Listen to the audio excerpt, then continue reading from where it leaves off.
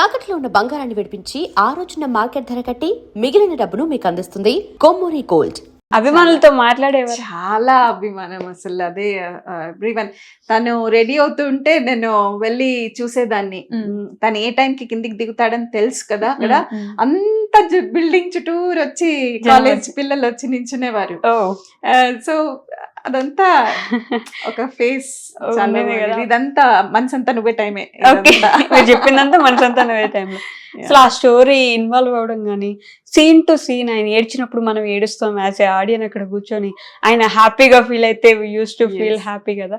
మీకు ఆ story I mean ఆ సినిమా ఫస్ట్ టైం అప్పుడు చూసినప్పుడు ఎలా ఉండింది ఎక్స్పీరియన్స్? ఉదయకిన్ గారితో కలిసి చూసారా? రిలీజ్ రోజే చూసాము. అండ్ అసలు ఫుల్ ఏడ్చారా? ఉదయకిన్ గారు కూడా ఏడ్చారా? అంటే వాజ్ హీ ఎమోషనల్ పర్సన్? అంటే ఎస్ చాలా ఎమోషనల్ అండి, చాలా ఎమోషనల్. తనకి ఏదైనా బాధగా ఉంది అంటే తను ఎక్కువ చూసిన మూవీ సాగర్ సంగమం అండి. తనకి if he wants to really cry out, Sagar సంగమం పెట్టుకుని ఏడ్చేసేవాడు. తను కూడా మాట్లాడుతూ ఏడ్చేస్తాడు అప్పుడప్పుడు ఏదైనా ఎమోషనల్ గా ఉంటే. He's a very very emotional person.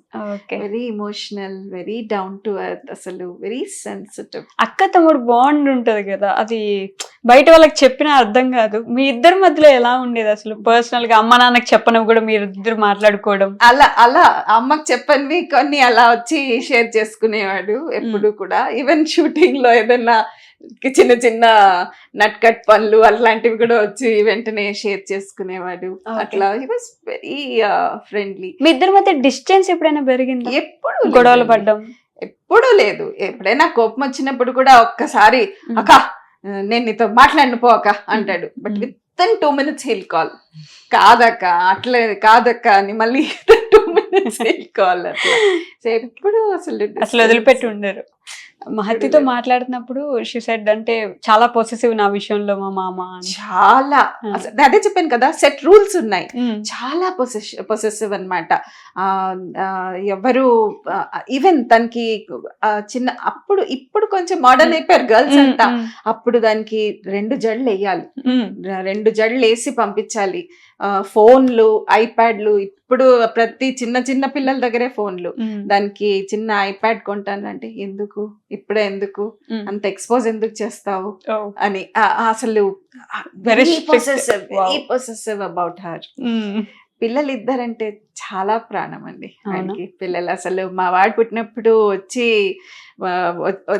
ఇట్లా బిడ్డను ఎత్తుకుని this is my boy, I'm going to bring him up in my style అని అన్నాడు. చాలా అభిమానం.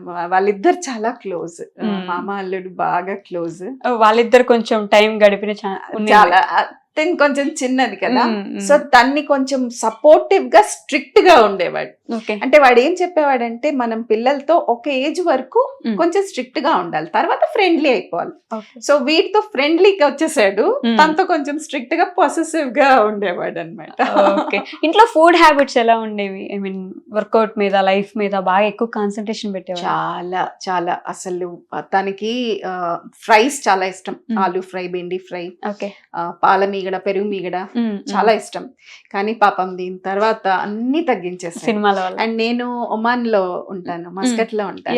అక్కడి నుంచి వచ్చేటప్పుడు అంతా చాక్లెట్స్, అక్కడ అప్పుడంతా చాక్లెట్స్ తెచ్చేదాన్ని. వెయిట్ చేసేవాడు నా కోసం ఆ చాక్లెట్స్ తినడానికి. బట్ తర్వాత అది కూడా కట్ ఆఫ్ చేసాడు. ఏరా నేను తీసుకొస్తాను రా ఏదైనా వద్దాక, అనవసరంగా తీసుకురాదు అని.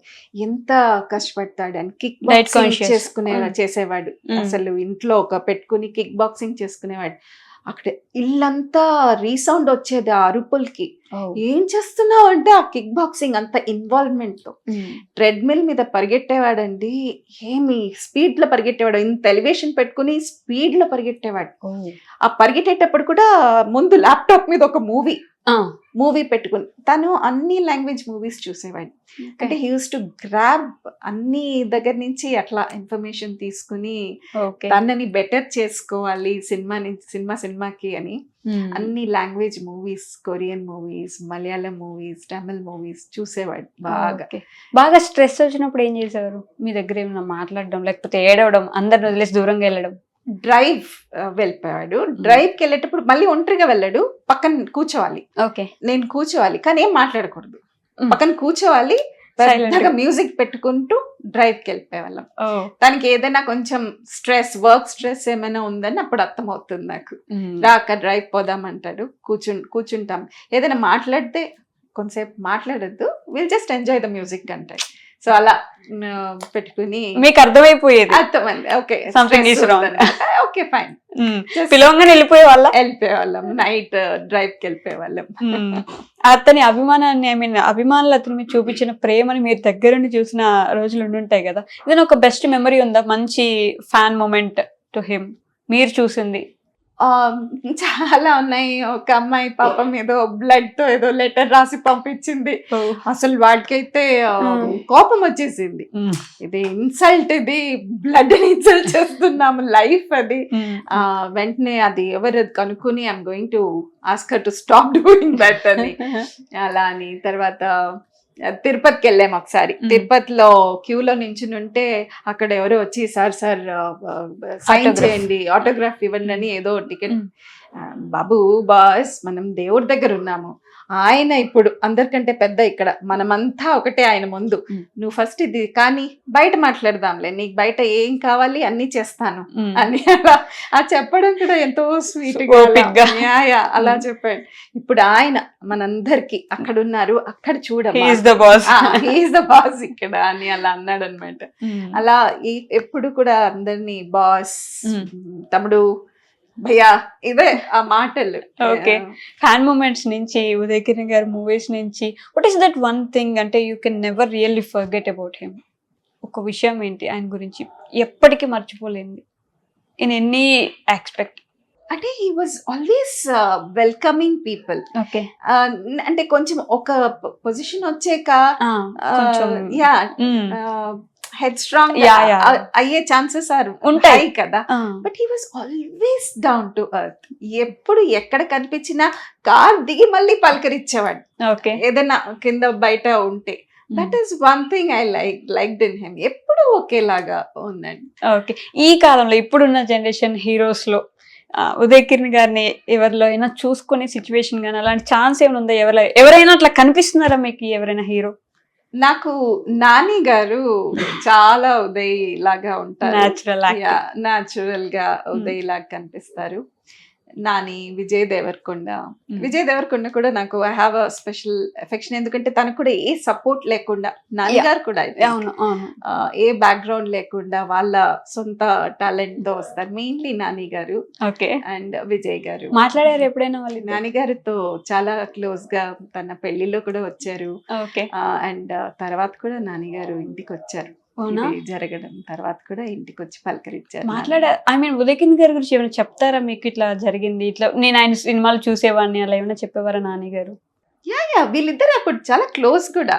నాని, తరుణ్, ఎన్టీఆర్, అల్లరి నరేష్, వీళ్ళంతా చాలా క్లోజ్. అప్పుడు 19 years కే సూపర్ స్టార్స్ అయింది ఎన్టీఆర్ గారు, ఉదయ్ కిరణ్ గారు. వీళ్ళ చాలా క్లోజ్. నా ఎన్టీఆర్ తర్వాత తరుణ్ అండ్ ఉదయ్ అయితే వీళ్ళ ముగ్గురు చాలా క్లోజ్ బడ్డీస్. అప్పుడంతా చెప్పేవాళ్ళు ఇంటికి వచ్చి వీళ్ళిద్దరి గురించి మీకు?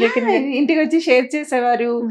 తరుణ్ ఇంటికి వెళ్ళి ఒకసారి లంచ్ కి పిలిచారు. తరుణ్ వాళ్ళ అమ్మగారు, సారీ ఎన్టీఆర్ గారు అమ్మగారు ఇంటికి పిలిచి లంచ్ కి వెళ్ళారు. సో ఇంటికి వచ్చి అప్పుడు వాళ్ళు ఏమేమి మాట్లాడారు అన్ని షేర్ చేసుకున్నారు వచ్చి.